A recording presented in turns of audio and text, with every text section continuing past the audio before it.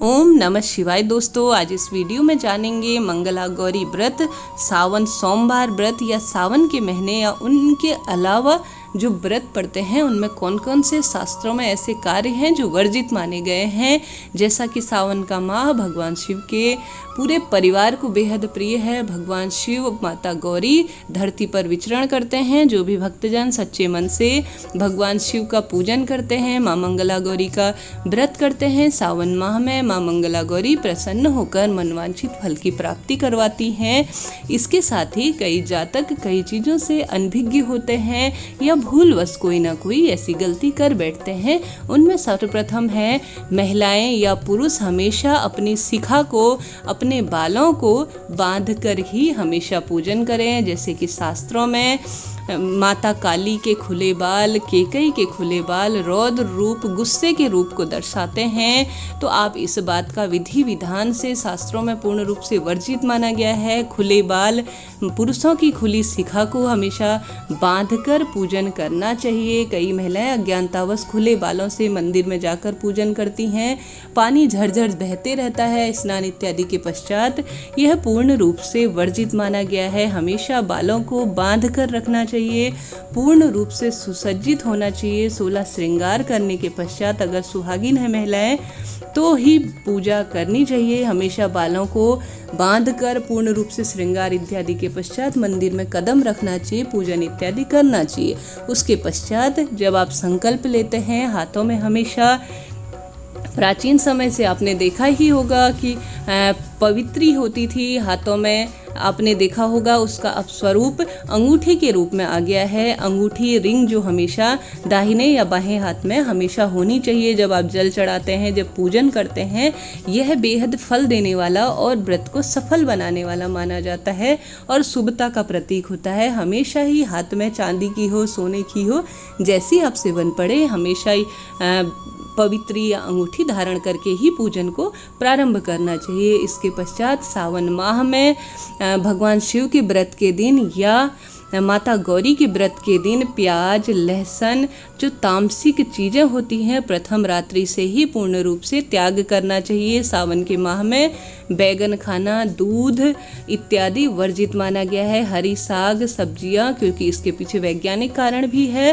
पित्त बढ़ जाता है, वात बढ़ जाता है। साथ ही धरती पर जो हरी सब्जियां या बैगन इत्यादि में इन दिनों कीड़े इत्यादि की मात्रा अत्यधिक बढ़ जाती है, जो कि कहीं ना कहीं शरीर पर विपरीत असर करती हैं।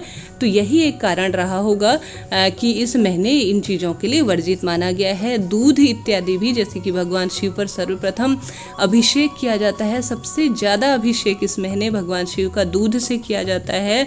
दूध का कम से कम सेवन करना चाहिए। हालांकि कोई जन जो मेडिसिन लेते हैं या बच्चे, उनको हमेशा उबाल कर ही दूध का सेवन करवाना चाहिए। के पश्चात कभी भी व्रत के दिन, कोई सा भी व्रत हो, शास्त्रों में पूर्ण रूप से सोना इस दिन मना मानी जाती है। कभी भी दिन में सोना नहीं चाहिए। परिवार के किसी भी सदस्य को इस दिन पूरे दिन शास्त्रों का पाठ करना, श्रवण करना, भगवान के भजनों का स्मरण करना बेहद फल देने वाला माना जाता है। तो दिन में, व्रत के दिन नहीं सोना चाहिए। शास्त्रों में कहा जाता है कि इससे व्रत टूट जाता है। सर्वप्रथम प्रातःकाल उठने की जहाँ तक कोशिश हो सके व्रत के दिन करनी चाहिए।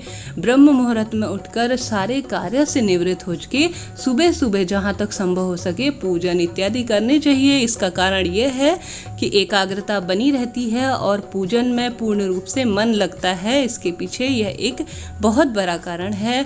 इसके पश्चात किसी से वाद विवाद करना, बेवजह गुस्सा करना, कलह करना, कलेश करना, व्रत के दिन चुगली करना शास्त्रों में पूर्ण रूप से वर्जित माना गया है। व्रत का इससे पूर्ण रूप से फल नहीं मिल पाता। इसके साथ ही पूजन के दिन, व्रत के दिन परिवार के किसी भी सदस्य को बाल, नाखून इत्यादि और सिलाई, जिनका प्रोफेशन है, चलो ठीक है, कोई दिक्कत नहीं है, पर जहाँ तक हो सके सिलाई वगैरह, काटने और कूटने का कार्य, हल चलाने का कार्य, खेत खोदने का कार्य व्रत के दिन मना ही की गई है शास्त्रों में।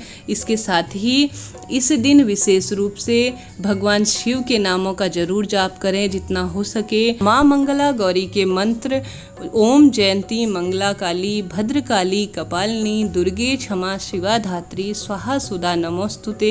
इस मंत्र के साथ साथ एक और मंत्र है जिसका आपको जाप करना चाहिए। या देवी सर्वभूतेषु माँ गौरी रूपेण संस्थिता नमस्तस्ये नमस्तस्ये नमस्तस्ये नमो नमः। पूरे दिन इस मंत्र का अवश्य जाप करना चाहिए।